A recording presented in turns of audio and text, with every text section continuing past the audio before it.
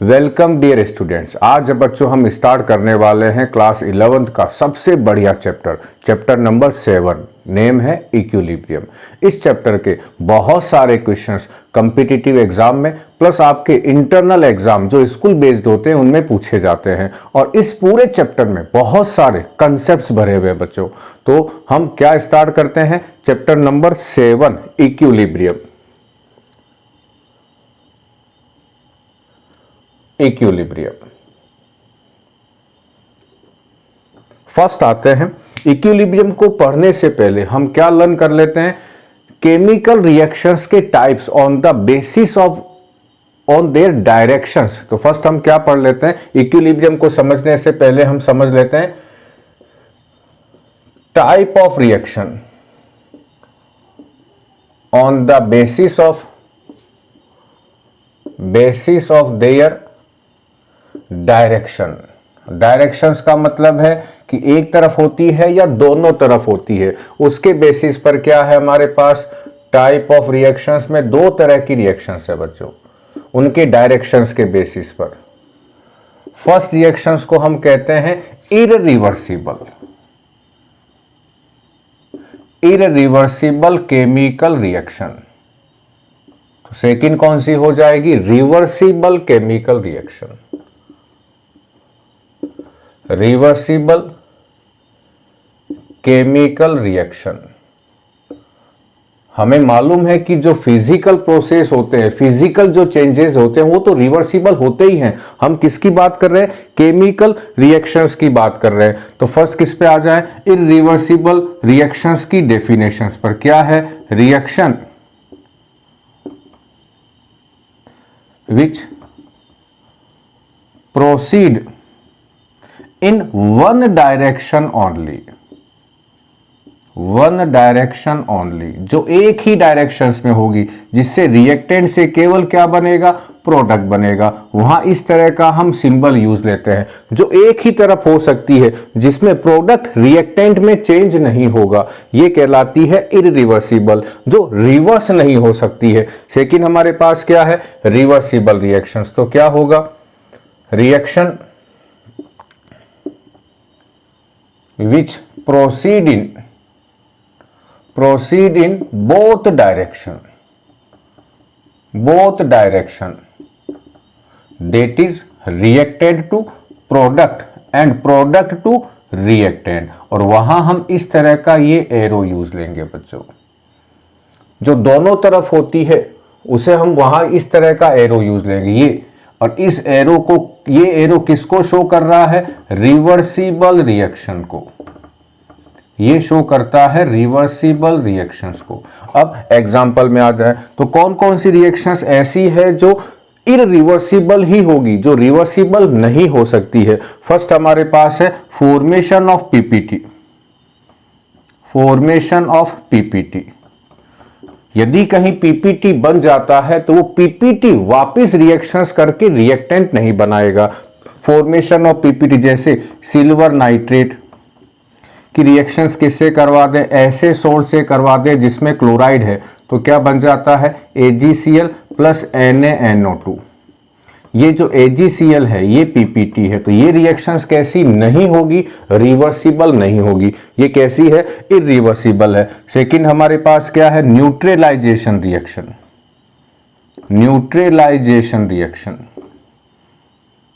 जो neutralisation reactions होगी वो भी कैसे होगी, इररिवर्सिबल। जैसे NaOH की रिएक्शन HCl से करवा दें तो क्या बनेगा, NaCl plus water plus heat बनती है।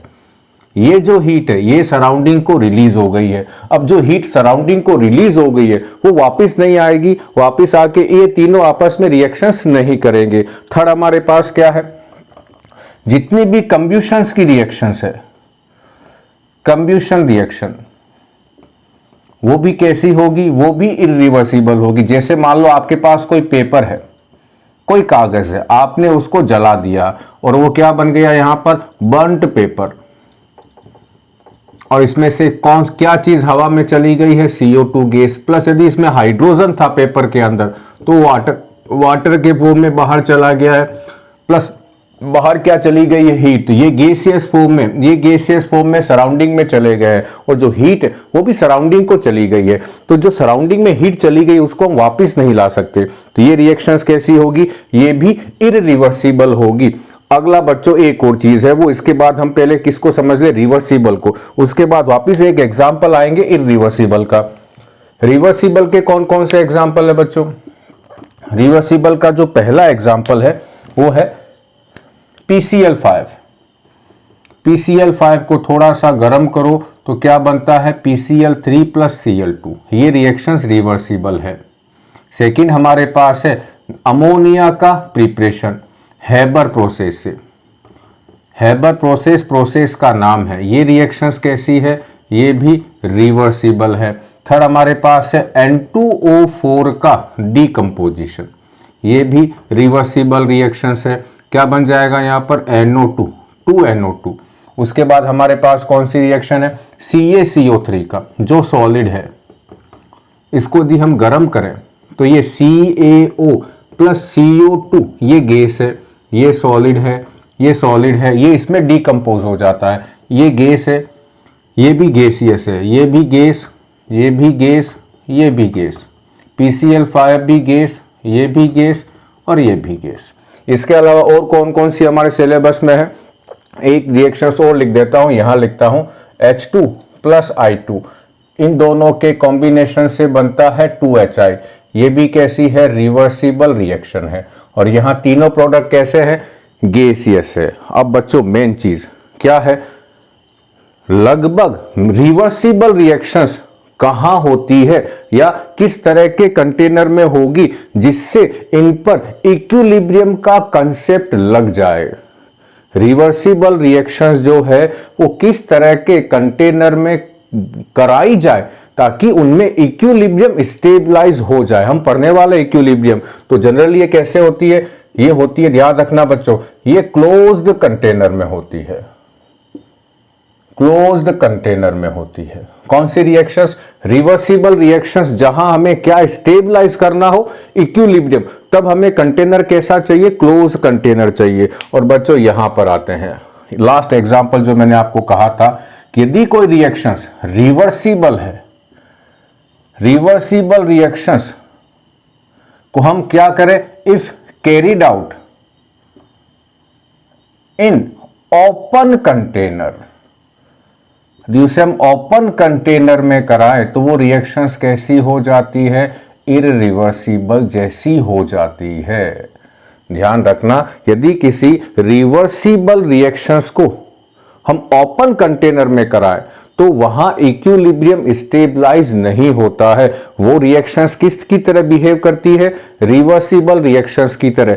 जैसे एग्जांपल ले लें कि यदि मैं CaCO3 को हीट करूं और CaO बन जाए और ये जो CO2 गैस है, ये सॉलिड है, ये हवा में चली जाए, ये एटमॉस्फेयर में चली जाए, तो एटमॉस्फेयर में तो बहुत ज्यादा एटमॉस्फेयर है, ये CO2 गैस बाहर चली गई, अब ये CO2 गैस वापस इससे कंबाइन होकर CaCO3 का फॉर्मेशन नहीं करेगी। तो यदि कोई रिवर्सिबल रिएक्शंस ओपन प्लेस में हो रही है, ओपन कंटेनर में हो रही है, तो वो किसकी तरह बिहेव करती है, इररिवर्सिबल रिएक्शंस की तरह। ये तो बच्चों हो गया हमारे पास रिवर्सिबल और इररिवर्सिबल। अब चलते हैं हम स्टेट ऑफ इक्विलिब्रियम। इक्विलिब्रियम क्या चीज है बच्चों, इसको मैं रिमूव कर रहा हूं। अब हम समझते हैं इक्विलिब्रियम का कंसेप्ट। इक्विलिब्रियम का कंसेप्ट कहां लगेगा, केवल रिवर्सिबल रिएक्शंस पे, कहां नहीं लगेगा, इररिवर्सिबल रिएक्शंस पर। अब आ जाते हैं हम लोग कहां, इक्विलिब्रियम। क्या है इक्विलिब्रियम का कंसेप्ट, किस पर अप्लाई होगा, अप्लाई ऑन रिवर्सिबल प्रोसेस, उन्हीं पर अप्लाई होता है, बाकी पर अप्लाई नहीं होगा। मान लेते हैं एक एग्जांपल है, R1 और R2 क्या है, दो रिएक्टेंट है और वो P1 और P2 क्या बना रहे हैं, दो प्रोडक्ट है। और ये कैसी रिएक्शन है, मान लेते हैं कि ये रिएक्शंस कैसी है, रिवर्सिबल है। इस सिंबल का मतलब रिवर्सिबल सिंबल है, इसका मतलब इक्विलिब्रियम नहीं है। इसका मतलब अभी रिवर्सिबल है। तो जब टाइम 0 होगा इसका मतलब अभी रिएक्शन स्टार्ट नहीं हुई है। तो जो R1 और R2 है उस जितनी इसकी कंसंट्रेशन है उसे हम कहते हैं इनिशियल कंसंट्रेशन। Initial concentration. मान लो थोड़ी देर बाद क्या लिखूं मैं अगली लाइन, इनिशियली R1 और R2 जो है उसकी कंसंट्रेशंस को हम क्या कहते हैं, initial concentration. As soon as अब ये रिएक्शन स्टार्ट होगी। इस कंडीशन में जब टाइम 0 है तो रिएक्शंस नहीं हो रही है। आफ्टर फ्यू मिनट्स थोड़ी देर बाद क्या हो जाएगा, R1 और R2 रिएक्शंस करके P1 और P2 बनाएंगे और क्या होगा, as soon as product is formed. क्या होगा, as soon as product is formed they start backward reactions. जो ही क्या होगा प्रोडक्ट बनेगा, क्या शुरू हो जाएगी बैकवर्ड रिएक्शंस। लेकिन इस कंडीशंस में क्या होगा कि जो फॉरवर्ड रिएक्शंस है, RF उसका सिंबल है, उसका रेट ज्यादा होगा बैकवर्ड से। क्यों ज्यादा होगा, क्योंकि रिएक्टेंट ज्यादा है और अभी प्रोडक्ट बहुत कम बना है। धीरे धीरे टाइम के अकॉर्डिंग क्या होगा, रिएक्टेंट प्रोडक्ट में चेंज होता जाएगा। तो प्रोडक्ट की कंसंट्रेशंस बढ़ती जाएगी और जो जो प्रोडक्ट की कंसंट्रेशंस बढ़ेगी बैकवर्ड रिएक्शंस का रेट बढ़ता जाएगा। और रिएक्टेंट की कंसंट्रेशंस कम हो रही है क्योंकि वो किसमें चेंज हो रहा है, वो प्रोडक्ट में चेंज हो रहा है। तो फॉरवर्ड रिएक्शंस की रेट कम होती जाएगी। तो क्या कंडीशंस होगी, टाइम के according with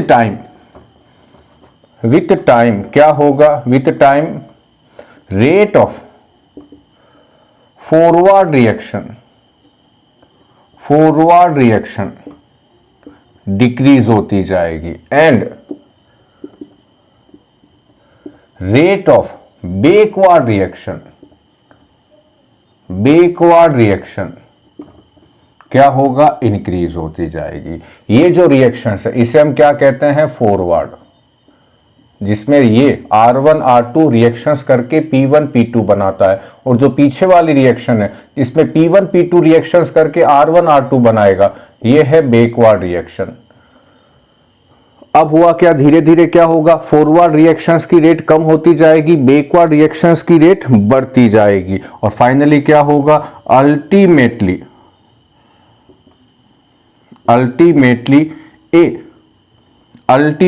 A stage is reached where, काम की आ रही है, where the rate of forward reaction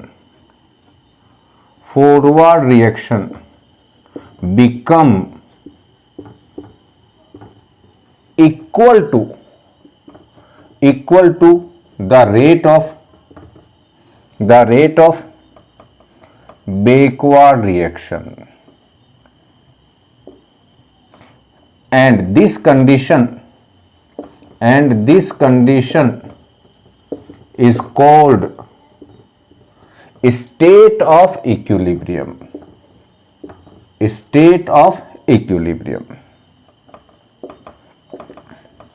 और अब हमारा क्या स्टेबलाइज हो गया है, इक्विलिब्रियम स्टेबलाइज हो गया है। ध्यान रखना, जब टाइम 0 होगा तो जो भी रिएक्टेंट है उसकी कंसंट्रेशंस को हम कहते हैं इनिशियल कंसंट्रेशन। थोड़ी देर बाद रिएक्टेंट कम होता जाएगा, प्रोडक्ट की कंसंट्रेशंस बढ़ती जाएगी, फॉरवर्ड रिएक्शंस का रेट कम होता जाएगा, बैकवर्ड रिएक्शंस का रेट बढ़ता जाएगा और फाइनली एक ऐसी स्टेज आ जाएगी जिस पर दोनों रिएक्शंस का रेट इक्वल हो जाएगा और उसी कंडीशंस को हम क्या कहते हैं, state of equilibrium.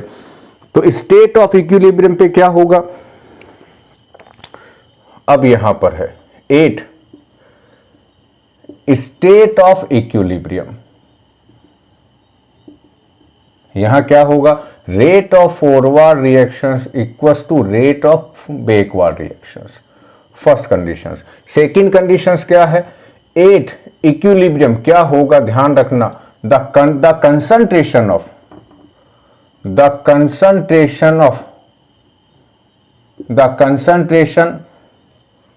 of reactant and product remain constant. अभी हम समझेंगे इसको। कांस्टेंट हो जाती है, हो सेम नहीं लिखें, सेम हो भी सकती है और नहीं भी, डिपेंड करता है इक्विलिब्रियम कौन सी कंडीशंस में स्टेबलाइज हुआ है। तो कंसंट्रेशंस क्या हो जाती है, कांस्टेंट हो जाती है। अभी मैं इसको एग्जांपल लेके समझाऊंगा बच्चों आपको। अब मैं क्या कर रहा हूं, यहां से थोड़ा ये रिमूव कर रहा हूं बच्चों, ये जो पोर्शन है रेट ऑफ बैकवर्ड वाला, ये थोड़ा रिमूव कर रहा हूं ताकि हम यहां कुछ लिख दें। थर्ड पॉइंट काम का, ऑल मीजरेबल, जिनको हम मीजर कर सकते हैं, properties are also constant. Concentration भी एक मीजरेबल है, जैसे टेम्परेचर है, वेपर प्रेशर है, सॉल्युबिलिटी है, या कलर है, कलर की इंटेंसिटी, इंटेंसिटी कितना कलर है, गहरा डार्क है या लाइट है, वो सारी चीजें क्या हो जाती है बच्चों, कांस्टेंट हो जाती है। अगला, at equilibrium, at equilibrium the mixtures of all reactants and all products, इसको हम क्या कहते हैं, इक्विलिब्रियम मिक्सचर्स, इक्विलिब्रियम मिक्सचर्स कहते हैं बच्चों। इक्विलिब्रियम स्टेबलाइज होने के बाद इन सबको हम क्या कहेंगे, इक्विलिब्रियम मिक्सचर्स। और अब लास्ट और मेन पॉइंट बच्चों, अब मैं इसको यहां से रिमूव कर रहा हूं अल्टीमेटली वाले को, और क्या है, काम का पॉइंट है। अब समझते हैं हम लोग, इक्विलिब्रियम स्टेबलाइज हो गया, इसका मतलब क्या है कि जो फॉरवर्ड रिएक्शंस है उसका रेट बैकवर्ड रिएक्शंस के इक्वल हो गया है। तो क्या अभी भी रिएक्शंस हो रही है या नहीं, या रिएक्शंस रुक गई है? यदि रिएक्शंस रुक जाती है, दोनों की रेट बराबर हो गई, अब रिएक्शंस नहीं हो रही है, तो हम इसे कहते हैं स्टैटिक इक्विलिब्रियम। और इक्विलिब्रियम हो गया लेकिन अब भी रिएक्शंस हो रही है, लेकिन दोनों की रेट सेम है और रिएक्शंस हो रही है, तो उस कंडीशन में हम इसे क्या कहते हैं, डायनेमिक इक्विलिब्रियम। और हमारे जो केमिस्ट्री के जो केमिकल इक्विलिब्रियम है, चाहे वो फिजिकल हो चाहे वो केमिकल हो, वो सारे के सारे कैसे हैं, डायनेमिक इक्विलिब्रियम है। इसका मतलब क्या है, all chemical equilibrium are dynamic in nature, dynamic in nature, that is after stabilizing equilibrium both opposing process continuous, both opposing process take place simultaneously। दोनों अपोजिंग प्रोसेस चलते रहते हैं, ऐसा नहीं है कि वो रुक गए हैं। तो क्या खत्म हुआ बच्चों हमारे पास, इक्विलिब्रियम को हमने समझा है। इक्विलिब्रियम क्या कंडीशंस है, ये कंडीशंस है बच्चों, जहां ये हो जाना चाहिए, रेट सेम हो जाना चाहिए। दूसरा क्या है, कंसंट्रेशंस कांस्टेंट हो जानी चाहिए। अब बच्चों मैं कुछ ग्राफ बताता हूं आपको, उस ग्राफ के अकॉर्डिंग हम क्या फिर समझेंगे इक्विलिब्रियम के बारे में। तो मैं इस सब को रिमूव कर रहा हूं बच्चों। हमारे यहां पर चार ग्राफ हैं। एक ग्राफ तो है रेट ऑफ रिएक्शंस का, और बाकी जो 3 ग्राफ है वो है कंसंट्रेशंस के हैं। तो फर्स्ट आए यहां पर, फर्स्ट कर्व हम क्या समझें, समझना बच्चों इसे, ये है रेट ऑफ रिएक्शन,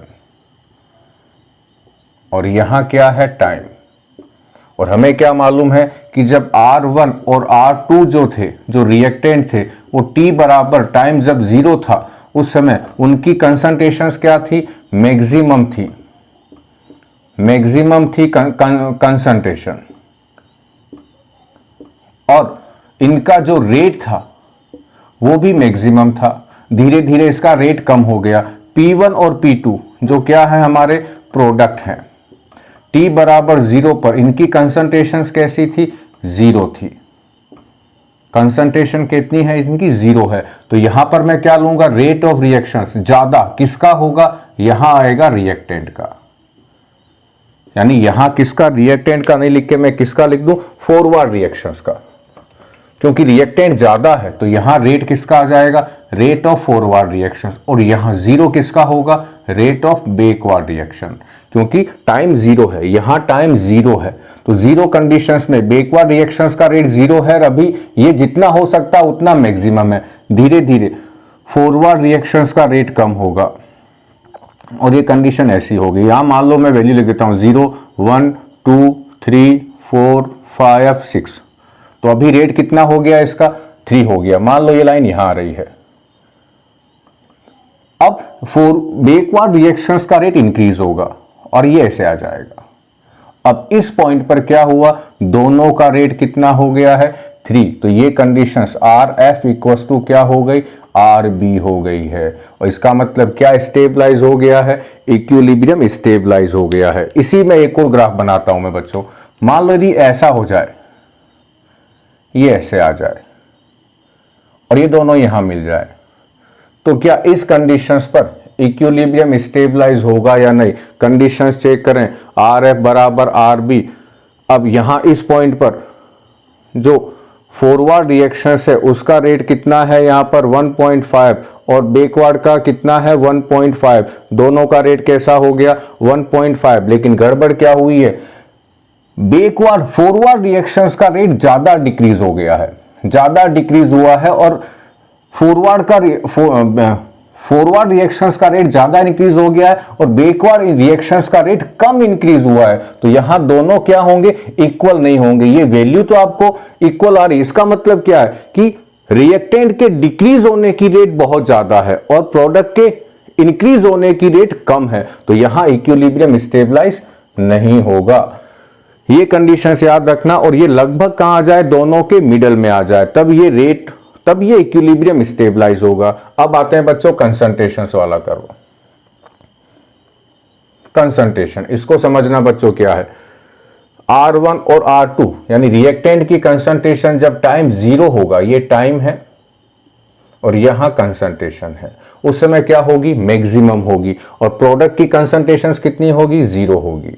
होगा ही नहीं। धीरे धीरे रिएक्टेंट किस में चेंज हो रहा है, प्रोडक्ट में चेंज हो रहा है। तो रिएक्टेंट की जो क्वांटिटी है, जो कंसंट्रेशन है, वो डिक्रीज होगी और इस तरह से ये लाइन स्ट्रेट आ जाएगी।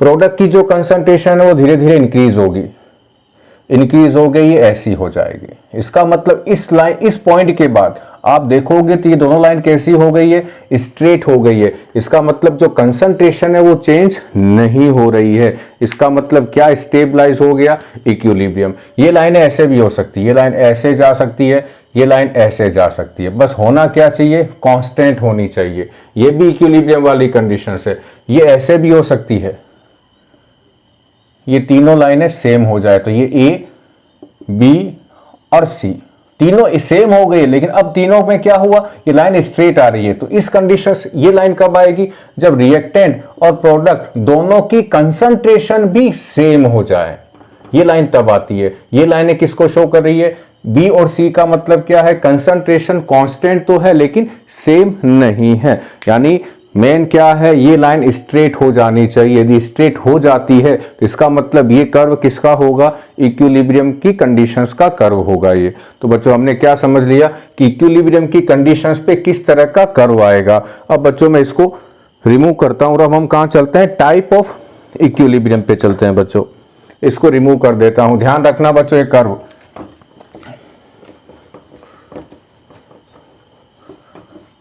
अब हम कहां चल रहे हैं, टाइप ऑफ इक्विलिब्रियम।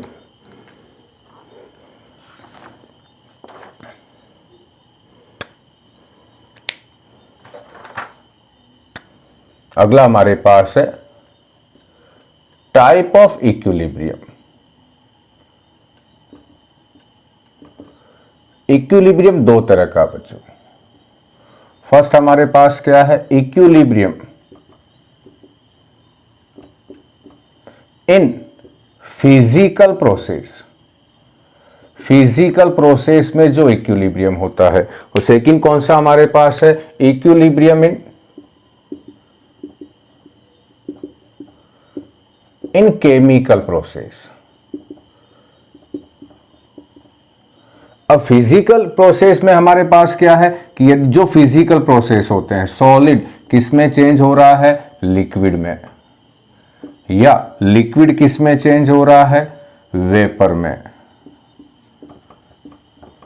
या सीधा सॉलिड किस में चेंज हो रहा है, गैस में या वेपर में। अगला हमारे पास क्या है, ये तीनों फिजिकल प्रोसेस है। अगला हमारे पास क्या है, डिसोल्यूशन, डिसोल्यूशन ऑफ सॉलिड और गैस इन लिक्विड। तो यहां क्या लिखूंगा मैं, ये कोई सॉल्यूट है जिसको हमने सॉल्वेंट में डिसोल्व कर दिया है और ये क्या बन गया है, हमारा सॉल्यूशन। तो ये जो सॉल्यूट है, जो सॉलिड है, और यहां जो सॉल्यूट है, जो एक्वस है, इनके बीच क्या स्टेबलाइज हो जाता है, इक्विलिब्रियम। और अगला क्या है हमारे पास, कोई गैस है प्लस यहां कोई सॉल्वेंट है और ये क्या बन गया, सॉल्यूशन। यहां जो गैस है, जो एक्वस है, इसके बीच और ये जो गैसियस वाली गैस है जो बाहर है, इनके बीच इक्विलिब्रियम हो जाता है। तो ये हमारे पास कौन से हैं, ये फिजिकल प्रोसेस के इक्विलिब्रियम, वहां हम पढ़ेंगे इनको कहते क्या है। इसके बाद केमिकल इक्विलिब्रियम। तो केमिकल इक्विलिब्रियम बच्चों दो तरह के हैं, डिपेंड करता है उस केमिकल इक्विलिब्रियम में पार्टिसिपेट कौन ले रहे हैं, यानी on the basis of participate, participate यानी नेचर ऑफ स्पीसीज कौन है। यदि उसके अंदर कोवैलेंट मॉलिक्यूल पार्टिसिपेट करते हैं, यदि मॉलिक्यूल से अंदर, तो उसे हम कहते हैं केमिकल इक्विलिब्रियम, केमिकल इक्विलिब्रियम।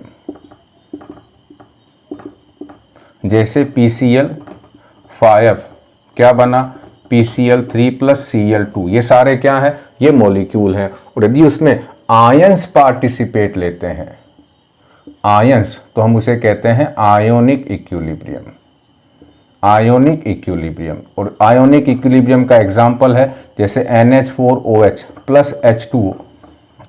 यहां तो हमें दोनों मॉलिक्यूल जैसे नजर आ रहे हैं, लेकिन यहां क्या होगा, NH4 नहीं NH3 लिख देता हूं, NH3। तो यहां क्या बनेगा, NH4 प्लस और OH माइनस।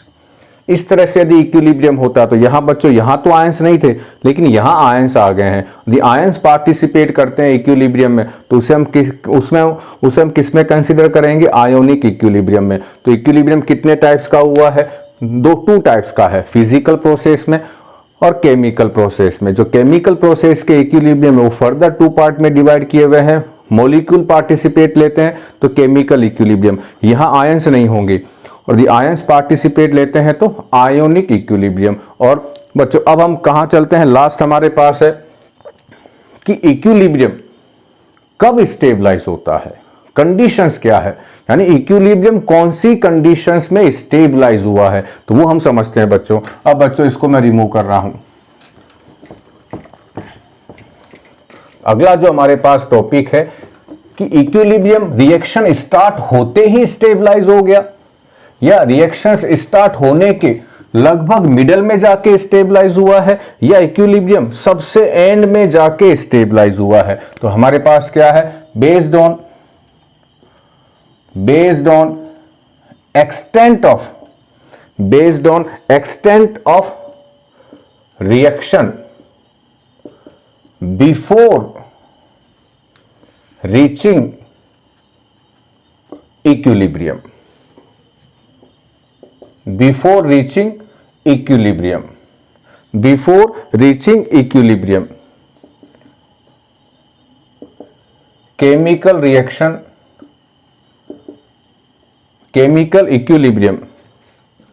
chemical equilibrium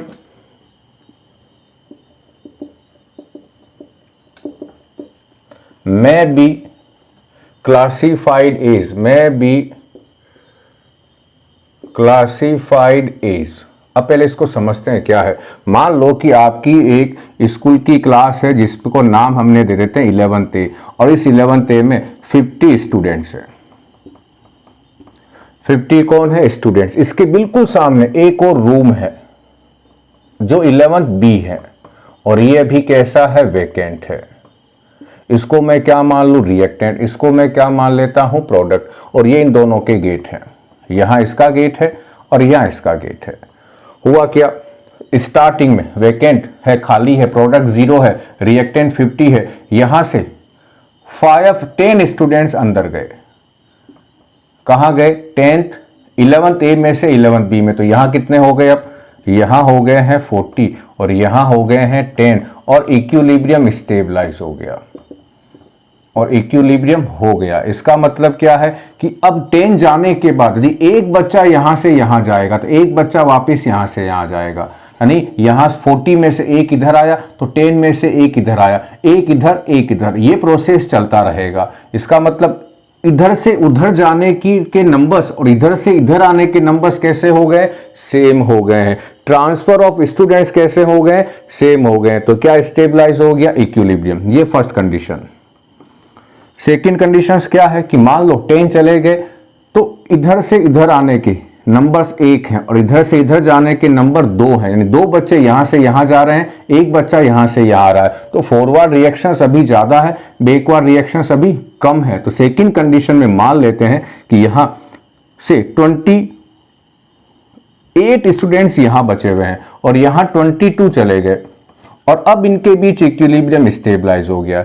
जब 22 बच्चे वहां चले गए और 28 यहां रह गए, उसके बाद यहां से यहां ट्रांसफर होने वाले बच्चों की संख्या सेम हो गई है। तो ये सेकंड कंडीशन में इक्विलिब्रियम स्टेबलाइज हुआ है। थर्ड कंडीशंस क्या मान लें कि यहां से लगभग 50 में से 48 बच्चे यहां आ गए, तो यहां कितने बचेंगे? अब केवल 2 बचेंगे, और अब इक्विलिब्रियम स्टेबलाइज हुआ है। अब यहां से एक यहां जा रहा है और एक यहां आ रहा है, तो यहां कितने बचे? अब 2, और वहां कितने चले गए? 11th बी में 48। अब बच्चों ये 3 अलग अलग कंडीशंस है। ये हमें क्या बताती है कि इक्विलिब्रियम रिएक्शंस कितनी होने के बाद स्टेबलाइज हुआ है, based on extent of reactions before reaching equilibrium. Equilibrium होने से पहले कितनी रिएक्शंस हो गई है, उसके बेसिस पर हम इक्विलिब्रियम को 3 पार्ट में डिवाइड कर सकते हैं, क्लासिफाइड कर सकते हैं। पहला पार्ट हमारे पास क्या है? ए पार्ट क्या कहता है कि ऑलमोस्ट सारा रिएक्टेंट प्रोडक्ट में चेंज हो गया था और उसके बाद इक्विलिब्रियम स्टेबलाइज हुआ है। यानी फर्स्ट क्या है? Almost all reactant converted in product before equilibrium. Equilibrium के पहले मैक्सिमम रिएक्टेंट प्रोडक्ट में चेंज हो गया था, ये वाली थर्ड वाली कंडीशंस, और उसके बाद इक्विलिब्रियम स्टेबलाइज हुआ। सेकंड क्या कहता है? B, the concentration of reactant and product are comparable before equilibrium, और उसके बाद इक्विलिब्रियम स्टेबलाइज हुआ। दोनों की कंसंट्रेशंस लगभग बराबर है। सेकंड कंडीशन 28, 22 या 27, 23, 26, 24 लगभग दोनों कंपेरेबल है। और थर्ड हमारे पास क्या है? थर्ड हमारे पास है सी, 8 the initial condition of reaction. यानी क्या हुआ? जब स्मॉल रिएक्टेंट ही किस में चेंज हुआ हो? प्रोडक्ट में, और उसके बाद इक्विलिब्रियम स्टेबलाइज हो गया। यानी यहां 40 और यहां 10 और इक्विलिब्रियम स्टेबलाइज हो गया है। तो ये फर्स्ट कंडीशन हमारे पास ए ये है, बी ये है और ये सी है। इन तीनों में से किसी भी समय इक्विलिब्रियम स्टेबलाइज हो सकता है। हमें कैसे मालूम चलेगा कि इन तीनों में से कौन सी स्टेट में इक्विलिब्रियम स्टेबलाइज हुआ है। हम प्रोडक्ट की कंसंट्रेशंस को चेक कर लें, यदि प्रोडक्ट की कंसंट्रेशंस बहुत कम है, इसका मतलब इनिशियल स्टेज में ही इक्विलिब्रियम स्टेबलाइज हो गया है। दोनों लगभग बराबर हैं, रिएक्टेंट एंड प्रोडक्ट की कंसंट्रेशंस कंपेरेबल है, तो इक्विलिब्रियम अप्रोक्सीमेटली मिडल में जाके स्टेबलाइज हुआ है। और इसका थर्ड हमारे पास क्या है कि प्रोडक्ट बहुत ज्यादा है और रिएक्टेंट बहुत कम है, तो इक्विलिब्रियम लगभग एंड की पोजीशंस में, रिएक्शंस लगभग एंड की पोजीशन में थी और उसके बाद इक्विलिब्रियम स्टेबलाइज हो गया है। तो हम एक्सटेंट ऑफ रिएक्शंस कि इक्विलिब्रियम कौन सी कंडीशंस में स्टेबलाइज हुआ है, उसके अकॉर्डिंग हमने इसको 3 पार्ट में डिवाइड कर दिया है। और बच्चों अब हम कहां चलते हैं, फिजिकल इक्विलिब्रियम में। अब मैं इसको रिमूव कर रहा हूं बच्चों।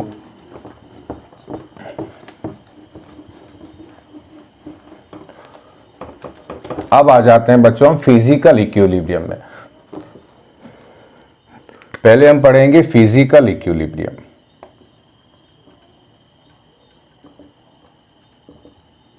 तो फिजिकल इक्विलिब्रियम फर्स्ट हमारे पास क्या है, सॉलिड को हमने किस में चेंज करेंगे, यहां पर लिक्विड में। सॉलिड जब लिक्विड में चेंज होता है तो इसके बहुत सारे नाम है बच्चों। इसका एक नाम तो है मेल्टिंग, एक नाम है इसका फ्यूजन और एक नाम है इसका लिक्विफिकेशन। 3 नाम है। और जब इसका उल्टा वाला प्रोसेस होता है तो हम इसे कहते हैं फ्रीजिंग या इसे हम कहते हैं सॉलिडिफिकेशन। ये 2 नाम है। ये सॉलिड और लिक्विड इन दोनों का आपस में चेंज होने की रेट सेम हो जाए उस कंडीशंस पर क्या स्टेबलाइज हो जाएगा, इक्विलिब्रियम। तो मैं एग्जांपल लेता हूं बच्चों, यहां H2O सॉलिड का यानी आइस, और ये किस में चेंज होगा, वाटर लिक्विड में। इनके बीच इक्विलिब्रियम की हम स्टडी कर रहे हैं। ये सॉलिड है, ये लिक्विड है। मान लो कि मेरे पास एक कंटेनर है और उसमें मैंने आइस का एक ब्लॉक रख दिया बच्चों। समझना बच्चों, यहां पर ये आइस का ब्लॉक रखा हुआ है और बाहर का जो टेम्परेचर है वो 25 डिग्री सेल्सियस है और ये टेम्परेचर मैंने कांस्टेंट रखा हुआ है। तो बताओ 25 डिग्री सेल्सियस पर क्या होगा, आइस वाटर में चेंज होगा या वाटर लिक्विड की फेज से आइस में चेंज होगा। तो हमें मालूम है कि इस टेम्परेचर पर केवल कौन सा प्रोसेस हो सकता है, आइस जो है वो वाटर लिक्विड फॉर्म में चेंज होगा, ये प्रोसेस नहीं होगा। यानी इस टेम्परेचर पर ये इक्विलिब्रियम स्टेबलाइज नहीं होगा, क्योंकि एक रेट जो है वो बहुत ज्यादा होगी और दूसरी रेट होगी ही नहीं। कौन सी, बैकवर्ड प्रोसेस नहीं होगा, इस टेम्परेचर पे नहीं होगा। तो हम कौन से टेम्परेचर पर ये प्रोसेस कराएं तो ये इनके बीच इक्विलिब्रियम स्टेबलाइज हो सकता है, और वो केवल एक ही टेम्परेचर है, और वो है कि जिस सॉलिड और उसके लिक्विड में हम इक्विलिब्रियम स्टेबलाइज कर रहे हैं उनका फ्रीजिंग पॉइंट या उसका मेल्टिंग पॉइंट पर ही ये इक्विलिब्रियम स्टेबलाइज हो सकता है। यानी मुझे आइस का क्या कराना हो, इक्विलिब्रियम, तो मुझे टेम्परेचर कितना रखना पड़ेगा, यहां पर 0 डिग्री सेल्सियस। अब बच्चों देखो काम का पॉइंट आ रहा है। वो टेम्परेचर जिस पर कोई भी सॉलिड और उसके लिक्विड के बीच इक्विलिब्रियम स्टेबलाइज हो जाए, उस टेम्परेचर को हम कहते हैं उस सॉलिड का मेल्टिंग पॉइंट या उस लिक्विड का फ्रीजिंग पॉइंट। तो अगली हमारे पास काम की लाइन आ गई बच्चों, a temperature at which a solid and its liquid show liquid in equilibrium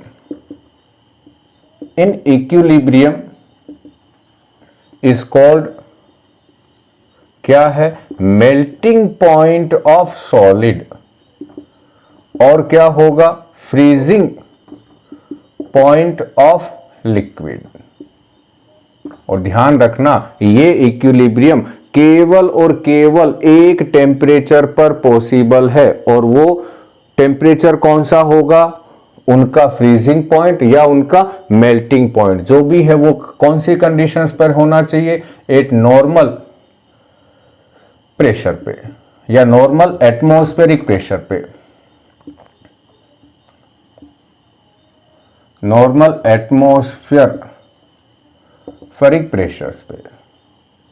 ये कंडीशंस है बच्चों, ध्यान रखना फर्स्ट कंडीशंस। अब मान लो यहां इक्विलिब्रियम स्टेबलाइज हो गया तो यहां बच्चों दो हमारे पॉइंट काम के हैं। क्या काम का? फर्स्ट हमारे पास इक्विलिब्रियम स्टेबलाइज हो गया तो दोनों अपोजिट प्रोसेस हैं। ये कौन सा है? ये है मेल्टिंग वाला, ये कौन सा है? फ्रीजिंग वाला। दोनों अपोजिंग प्रोसेस एक साथ होते रहेंगे। तो फर्स्ट क्या है? Both opposing process, both opposing process occur simultaneously। दोनों प्रोसेस होंगे, दोनों कौन कौन से हो रहे हैं? ये और ये कौन सा है? मेल्टिंग वाला, और ये कौन सा होगा? फ्रीजिंग वाला। दोनों प्रोसेस एक साथ होंगे। और अगली चीज क्या है? दोनों प्रोसेस का जो रेट है वो भी कैसा होगा? सेम होगा। बोथ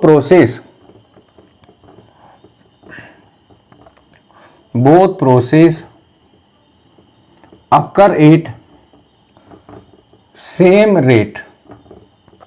दोनों प्रोसेस होंगे, दोनों प्रोसेस की रेट भी कैसी होगी? एक जैसी होगी। तो क्या खत्म हुआ? सॉलिड और लिक्विड के बीच का इक्विलिब्रियम। याद क्या रखना है? किसी भी टेम्परेचर पर ये जो स्टेबलाइज होने वाले हैं वो केवल एक ही टेम्परेचर है, और वो क्या होगा? इनका फ्रीजिंग पॉइंट या मेल्टिंग पॉइंट होगा। दूसरा हमारे पास क्या होगा कि जब इनके बीच इक्विलिब्रियम स्टेबलाइज हो जाएगा तो मेल्टिंग और फ्रीजिंग दोनों प्रोसेस एक साथ चलेंगे और एक ही रेट से चलेंगे। खत्म क्या हुआ? Solid liquid equilibrium. अब बच्चों चलते हैं हम लोग अगले वाले में। अगला हमारे पास क्या है? लिक्विड वेपर इक्विलिब्रियम, और बड़े काम का है बच्चों, इसको रिमूव कर देता हूं।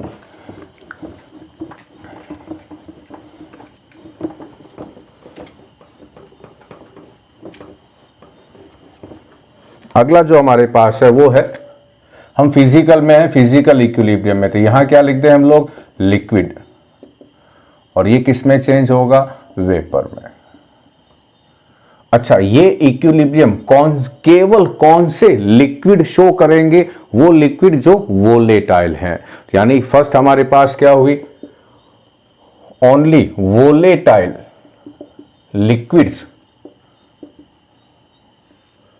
Show this type of equilibrium.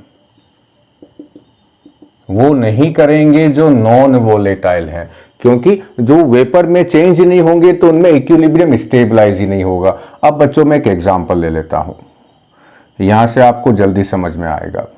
मान लो कि एक क्लोज कंटेनर, मान लो कंटेनर ओपन है, और यहां मैं क्या रख दूं? एक वॉच ग्लास में, ये वॉच ग्लास है, वॉच ग्लास में क्या रख दूं? वाटर रख दूं इसके अंदर। तो क्या होगा? धीरे धीरे ये वाटर किस में चेंज होगा? H2O गैस में होगा। वेपोराइजेशन हो जाएगा, इवोपरेशन वाला प्रोसेस होगा। वाटर वेपर में चेंज होगा और ये वेपर सराउंडिंग को चली गई। तो यहां इस एरिया में इस वाटर वेपर की कंसंट्रेशंस कम है, तो कौन सा प्रोसेस बहुत फास्ट स्पीड से होता रहेगा? फॉरवर्ड। ये बैकवर्ड प्रोसेस जो है, इसकी जो रेट है वो बहुत कम होगी। कौन से प्रोसेस की? बैकवर्ड की। तो होगा क्या? इक्विलिब्रियम स्टेबलाइज नहीं होगा। तो हमें क्या काम करना होगा? पहला काम, इस कंटेनर को हमें क्लोज करना होगा। पहला काम है, इस कंटेनर को हमें क्या काम करना है? क्लोज करना है फर्स्ट। तो क्या चाहिए हमें? क्लोज कंटेनर चाहिए। दूसरा काम, हमें क्या काम करना है? यदि इस कंटेनर में पहले से कोई वाटर वेपर है तो इसको, वाटर को अंदर रखने से पहले हमें क्या काम करना पड़ेगा? Remove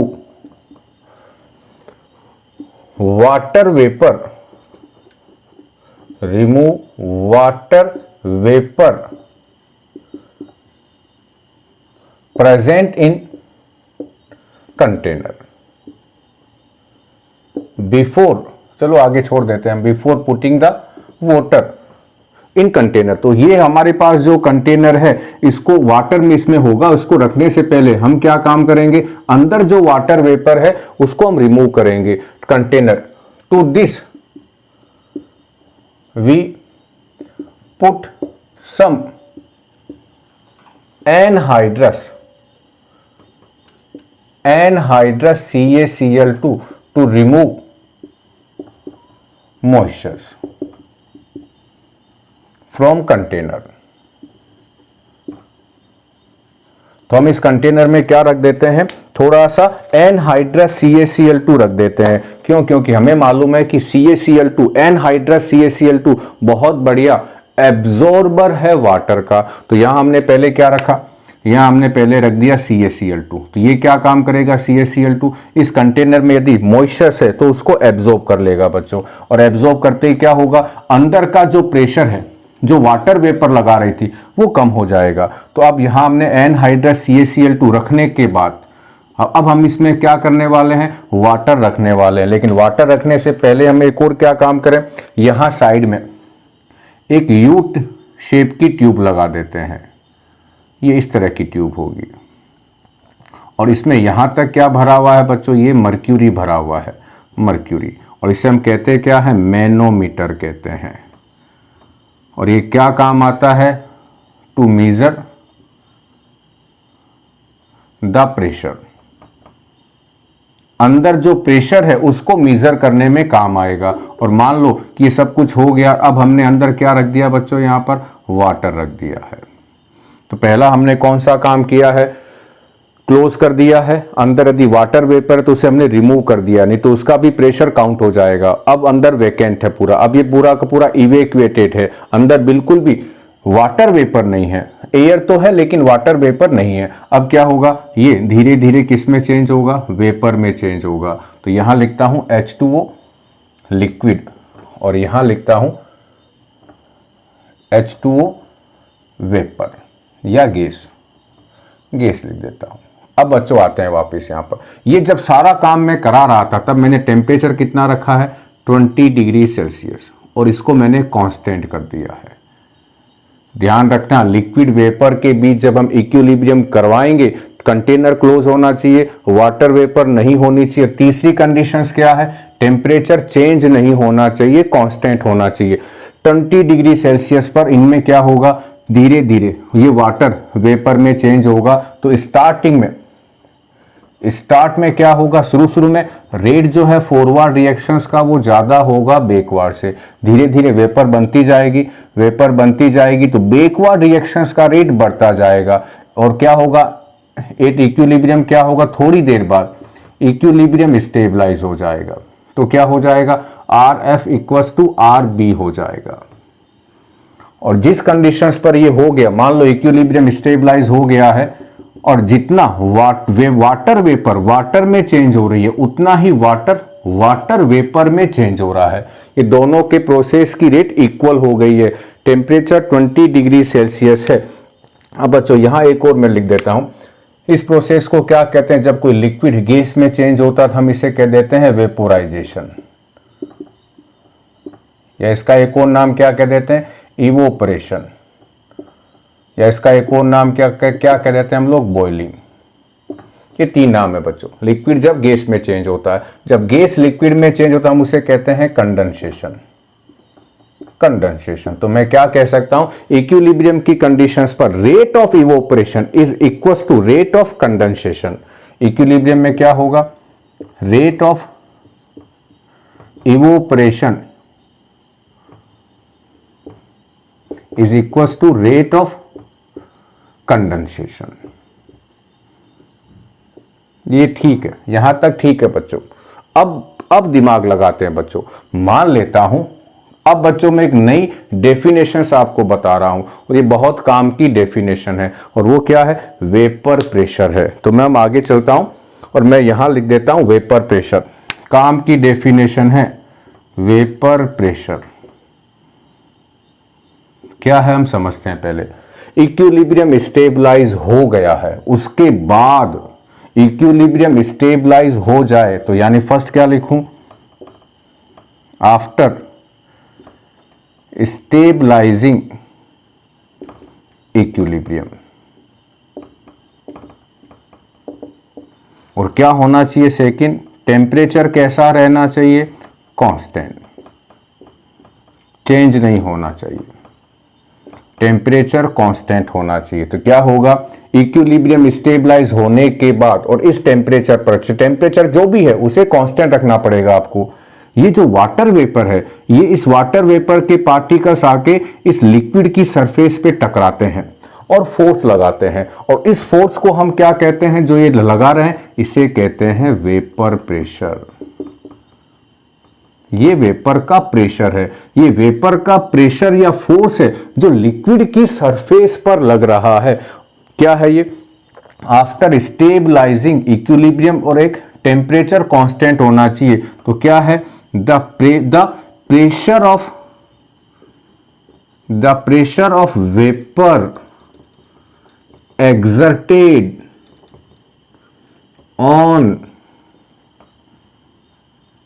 surface of liquid is called vapor pressure of that liquid। बच्चों काम का कंसेप्ट है, ये बहुत काम का है और बहुत सारे कंसेप्ट इससे जुड़े हुए हैं। तो ये तो बच्चों हो गया कि वेपर प्रेशर की डेफिनेशन, काम का है इक्विलिब्रियम स्टेबलाइज हो जाए, टेम्परेचर कांस्टेंट हो, उसमें जो वेपर यहाँ बनी है, जो यहाँ प्रेशर लगा रही है, उसको हम क्या कहते हैं, उस लिक्विड की वेपर का वेपर प्रेशर। अब बच्चों अगला, अब इसको मैं रिमूव नहीं कर रहा हूं, मान लेते हैं कि 20 डिग्री सेल्सियस पर वाटर की जो वेपर है, जो प्रेशर लगा रही है, 20 डिग्री यहां टेम्परेचर और यहां लिख देता हूं मैं प्रेशर। तो 20 डिग्री सेल्सियस पर जो प्रेशर लगा रही है उसे मान लेता हूं 0.2 एटीएम। बाहर का जो प्रेशर है वो 1 एटीएम है, अंदर जो लग रहा है वो बाहर के कंपैरिजन में 0.2 है। मान लो कि यदि मैं यही इक्विलिब्रियम 20 डिग्री सेल्सियस पे नहीं करा के 40 डिग्री सेल्सियस को कांस्टेंट रख के करवाता, तो 20 डिग्री सेल्सियस के कंपैरिजन में 40 डिग्री सेल्सियस ज्यादा टेम्परेचर है, और इस टेम्परेचर पर जो वेपर बनेगी इस वाटर की वो ज्यादा बनेगी, और उसके बाद इक्विलिब्रियम स्टेबलाइज होगा। तो वेपर ज्यादा बनेगी तो उस वेपर का जो प्रेशर लगेगा वो भी क्या होगा, ज्यादा होगा। यानी इस इक्विलिब्रियम को यदि मैं 40 डिग्री सेल्सियस कांस्टेंट रख के स्टेबलाइज होने दूं, 20 की जगह क्या लिख दूं अब मैं 40 डिग्री, और स्टेबलाइज होने दूं, तो मान लेता हूं कि जो प्रेशर है अंदर का वेपर प्रेशर, ये प्रेशर कौन सा है, ये वेपर प्रेशर है, कितना हो गया है, कितना रहेगा उसमें 0.4 एटीएम। अब इसको बच्चों में एक बार रिमूव कर रहा हूं ये पोर्शन। मान लो कि यहां मैं 40 नहीं करके मैं 80 डिग्री कर देता टेम्परेचर, तो 80 डिग्री पे क्या होता, वाटर की वेपर और ज्यादा बनती, उसके बाद इक्विलिब्रियम स्टेबलाइज होगा। तो उस वेपर, यदि वेपर ज्यादा बनी है तो उसका प्रेशर भी क्या होगा, ज्यादा होगा। तो 80 डिग्री सेल्सियस पर जो वेपर बनी है उसका प्रेशर मान लेते हैं 0.8 एटीएम है। अब मान लो बच्चों कि यही इक्विलिब्रियम में 100 डिग्री सेल्सियस पे कराता और उसको कांस्टेंट रखता, तो अंदर जो वेपर बनती 100 डिग्री सेल्सियस पर अंदर जो वेपर बनती उसका प्रेशर 1 एटीएम अप्रोक्सीमेट के इक्वल होता। और ये कंडीशंस है, ये कंडीशंस क्या कहलाती है, definition of boiling point. Definition of boiling point, ये उसकी डेफिनेशन है। कैसे है अब समझना बच्चों, वो टेम्परेचर जिस पर किसी भी लिक्विड की वेपर का वेपर प्रेशर 1 एटीएम के इक्वल हो जाए, वो उस लिक्विड का क्या कहलाता है, बॉइलिंग पॉइंट है। तो 100 डिग्री सेल्सियस पर इस वाटर की वेपर का वेपर प्रेशर बाहर के प्रेशर के इक्वल हो गया है, और ये टेम्परेचर इस वाटर के लिए क्या होगा, नॉर्मल बॉइलिंग पॉइंट। तो अब मैं क्या लिखता हूं, इसकी डेफिनेशन। तो ये पोर्शन में बच्चों रिमूव कर देता हूं, ये जो पॉइंट नंबर 1 और 2 और 3 वाला, ये मैं तीनों पोर्शन रिमूव कर देता हूं बच्चों। ये हमारे अभी काम नहीं आएंगे। अब बच्चों मैं लिख रहा हूं, क्या लिख रहा हूं, बॉइलिंग पॉइंट की डेफिनेशन। क्या है boiling point? A temperature at which the vapour pressure of liquid become equal to 1.013 bar और atmospheric pressure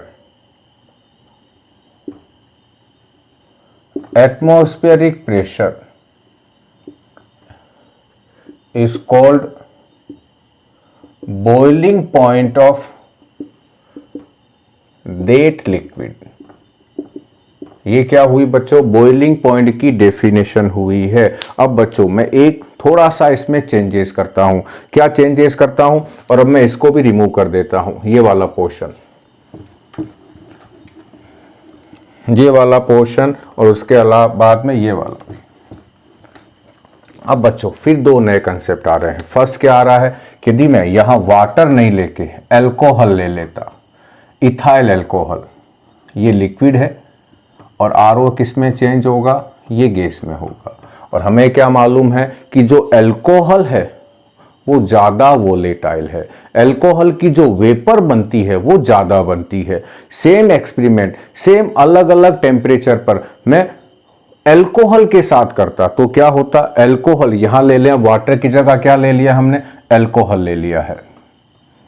तो अल्कोहल क्या है, ज्यादा वोलेटाइल, तो अल्कोहल की वेपर जो बनेगी वो ज्यादा बनेगी, तो अल्कोहल की वेपर प्रेशर भी क्या होगी, ज्यादा होगी। तो अल्कोहल के केस में क्या है, 78 डिग्री सेल्सियस पर इस अल्कोहल का इक्विलिब्रियम हम 78 डिग्री सेल्सियस टेम्परेचर पे कराएं तो क्या होगा, इसकी इतनी वेपर बन जाती है कि उस वेपर का प्रेशर 1 atm के इक्वल हो जाता है। तो यहां अल्कोहल ले लिया जाए, अल्कोहल ज्यादा वोलेटाइल है, अल्कोहल की वेपर ज्यादा बनेगी, तो अल्कोहल का वेपर प्रेशर भी ज्यादा होगा। उस कंडीशन में 78 डिग्री सेल्सियस पर क्या होगा, 78 डिग्री सेल्सियस पर वेपर प्रेशर ऑफ अल्कोहल जो है वो किसके इक्वल हो जाएगा, 1 atm के। यानी वाटर से कम टेम्परेचर पर ही इतनी वेपर बन जाएगी। क्यों बनी, क्योंकि अल्कोहल ज्यादा वोलेटाइल है। तो अल्कोहल का बॉइलिंग पॉइंट क्या है, 78 डिग्री सेल्सियस है। क्वेश्चन यदि मैं आपसे ये पूछूं कि अल्कोहल का वेपर प्रेशर 78 क्यों है या वाटर से कम क्यों है, तो आंसर्स क्या होगा कि इस टेम्परेचर पर पहला क्या होगा कि अल्कोहल ज्यादा वोलेटाइल है, देन वाटर। सेकंड क्या होगा कि अल्कोहल की इस टेम्परेचर पर उतनी वेपर बन जाती है जितनी वाटर की 100 डिग्री सेल्सियस पे बनती है। यानी अल्कोहल का 78 डिग्री सेल्सियस पर वेपर प्रेशर 1 atm के इक्वल हो जाएगा। मान लो थर्ड कंडीशन में मैं क्या ले लूं, यहां पर एसीटोन ले लूं। यह है बच्चों एसीटोन का फॉर्मूला, इसको आप प्रोपेनोन कहते थे 10th क्लास में। इसको ले लें और इसमें इक्विलिब्रियम होने दें। ये कौन सा है, ये गैस, ये लिक्विड, और ये इन दोनों से ज्यादा वोलेटाइल है, वाटर से भी ज्यादा वोलेटाइल है और अल्कोहल से भी ज्यादा वोलेटाइल है। इसका मतलब यदि यहां हम थर्ड में क्या ले लें, एसीटोन ले लें, तो इसकी वेपर और ज्यादा बनेगी। यदि इसकी वेपर और ज्यादा बनेगी तो इसका वेपर प्रेशर भी और ज्यादा होगा। और एसीटोन के केस में लगभग 56 डिग्री सेल्सियस पर इसकी इतनी वेपर बन जाती है कि उसका वेपर प्रेशर 1 atm के इक्वल हो जाता है। तो हमारे पास क्या हुआ, एसीटोन का बॉइलिंग पॉइंट 56 डिग्री सेल्सियस ही है। इसका मतलब अलग अलग लिक्विड्स के बॉइलिंग पॉइंट अलग अलग क्यों है, उसका मेन रीजन है कि उनके अलग अलग लिक्विड जो है उनकी वेपर में चेंज होने की टेंडेंसी अलग अलग है। तो वेपर में चेंज होने की टेंडेंसी अलग अलग होगी तो उनका वेपर प्रेशर अलग अलग टेम्परेचर पर एटमॉस्फेरिक प्रेशर्स के इक्वल होगा। और लास्ट बच्चों, इस वीडियो के लास्ट में मैं आपको क्या बता दूं, एक रिलेशंस क्या है, ये डायग्राम भी रिमूव कर देता हूं बच्चों। लास्ट में एक रिलेशंस आ जाता है, boiling points, boiling point of a liquid directly proportional किसका हुआ, उसका attraction force, attraction force between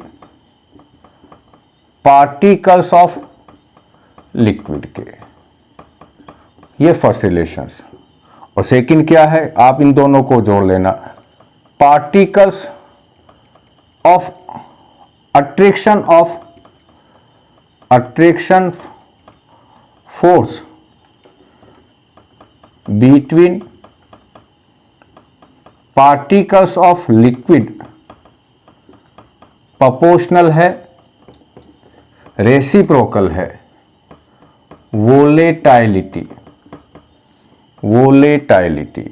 या एक और मैं लिख सकता हूं कि बॉइलिंग पॉइंट और वोलेटाइल में कैसा रिलेशंस है, ये भी रेसिप्रोकल है। मैं तीनों आपको समझा दूंगा क्या है। यहां एक और रिलेशंस लिख देता हूं मैं,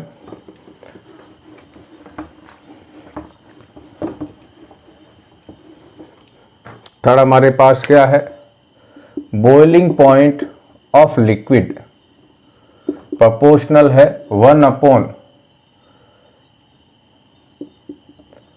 वोलेटाइल नेचर ऑफ लिक्विड। और यहां मैं क्या लिख देता हूं, अल्कोहल, वाटर सबसे कम वोलेटाइल था, अल्कोहल उससे ज्यादा था, और एसीटोन सबसे ज्यादा वोलेटाइल था। तो हम फर्स्ट रिलेशंस में आते हैं। बॉइलिंग पॉइंट, किसी भी लिक्विड का बॉइलिंग पॉइंट, किस लिक्विड का बॉइलिंग पॉइंट ज्यादा होगा, जिसमें पार्टिकल्स के बीच अट्रैक्शन ज्यादा होगा। अट्रैक्शन ज्यादा होगा तो उसकी वेपर कम बनेगी, और वेपर कम बन रही है, इसका मतलब उसका वेपर प्रेशर 180 atm के इक्वल करने के लिए हमें उसे ज्यादा गर्म करना पड़ेगा। फर्स्ट कंडीशन आ गई। अट्रैक्शन फोर्स जितना ज्यादा होगा उसका बॉइलिंग पॉइंट भी उतना ज्यादा होगा। सेकंड हमारे पास क्या है, अट्रैक्शन जितना ज्यादा होगा वो वेपर में उतनी कम चेंज होगी, यानी वो उतनी ही कम वोलेटाइल होगी।